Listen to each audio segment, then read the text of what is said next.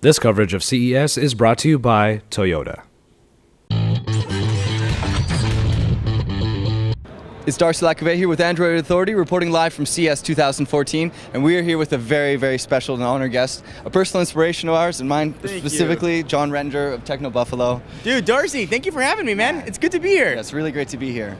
You know, we're really part of a really select, lucky group of people. I think the most fortunate of, to get to do what we love for a career, and it puts food on it, is like, mind blow. I mean, I'm only eating rice and beans right now, but I don't know what you call food. Listen, as long as it keeps you going, and the fact that we get to talk about technology and there are shows like this that exist, and that's right. An audience like yours that watch us is incredible.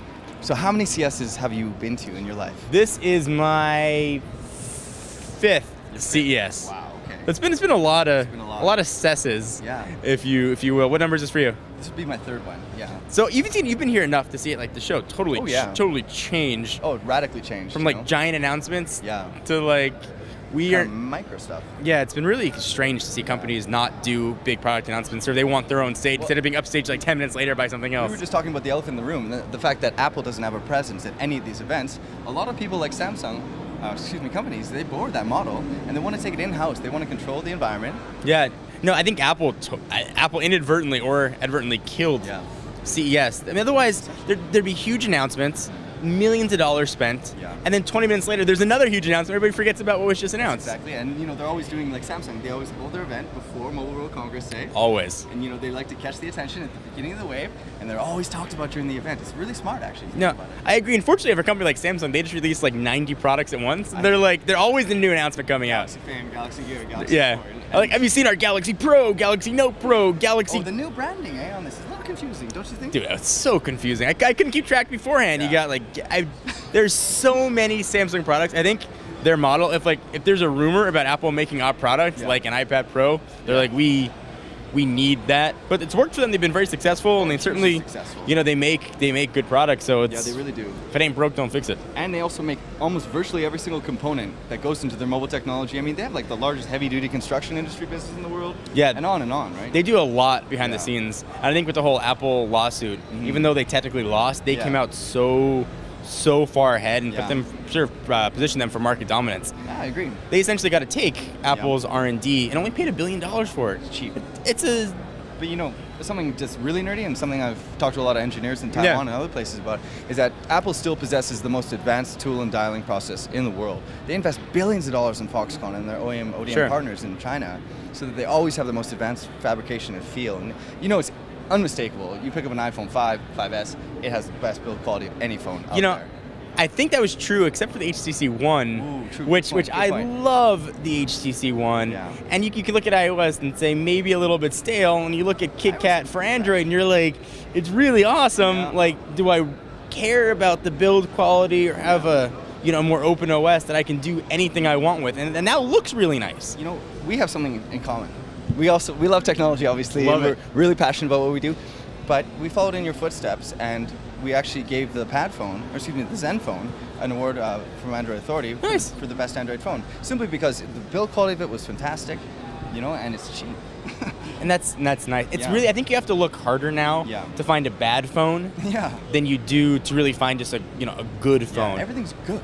Everything's good now. I mean, it's gotten to the point where Android especially, everything pretty much has a dual core and a gig of RAM. Or more. And Android will run great on dual core and a gig of RAM. Yeah. So especially what they did with Android 4.4 KitKat. It's cleaned it up beautifully. It's incredible. And with off-contract phones like the Moto X and the Moto G, it's amazing.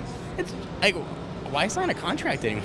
Well, I think a lot of people see the glitz and the glamour of a new device. It's heavily marketed, and they see $99. They just want to continue with Verizon. It's all my family, But that's the mentality. You're like, want, and I guess ironically, we're promoting that whole we kind of mentality. Buy new phones. So we're contributing to the contradiction. Yes. Of it all. Let's not get too philosophical, though. We know we love technology. It's the last day of the show. I'm gonna wax poetic. Not yet. So what did you love? What was your favorite thing here at CES, Jon? So there are a couple things that I really loved, and they're not overly traditional, I guess. First, they were both in than LG. Okay. Actually, LG and Nikon. LG had a 34-inch widescreen Thunderbolt monitor, which looked ridiculously awesome. Yeah. And they also had a mirror and a clear display. Yeah.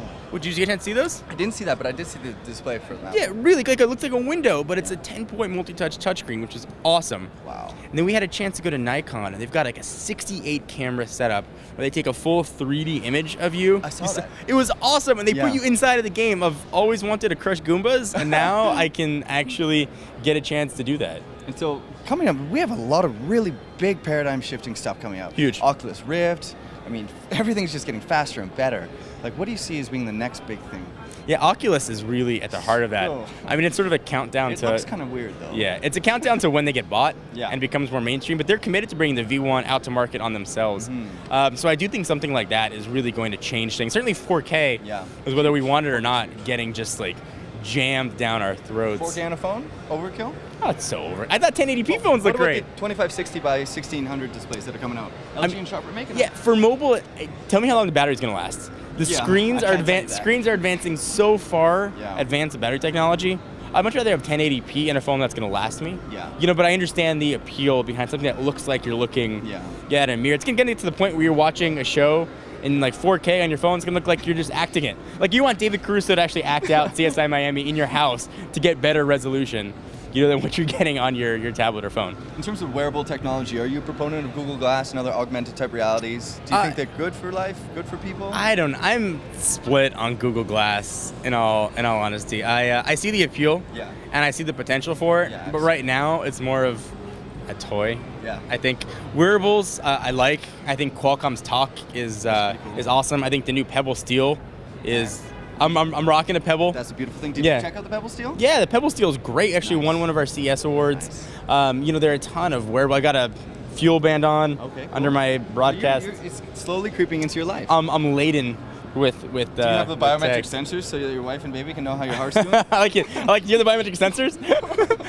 I do not yet have the biometric nipples, but perhaps someday. I guess that was kind of... Someday I may. No, I not any of that quite yet, but I do have a drop cam up so I can watch the little guy. Yeah. It's kind of creepy to say watch him sleep. And you might not know, but a big congratulations to John. Thank you. His wife just gave birth, I should say. I've lost a baby with him. I've slimmed down. Yeah, I got like a 3.5-month-old, and it's been awesome to look at him and be like, you're a person. Like you actually exist. Yeah. Where like there was no person and now there's a person. It's been really kind of cool. Well, that's what it's all about. I think what we often tend to forget is that technology is just designed to augment our lives, to enhance them, to make them better, you know, to increase communication with our loved ones and form more meaningful relationships. I agree. And we get lost in all the glitz and the glamour of all these brands and all the breakneck pace of which things change, you know.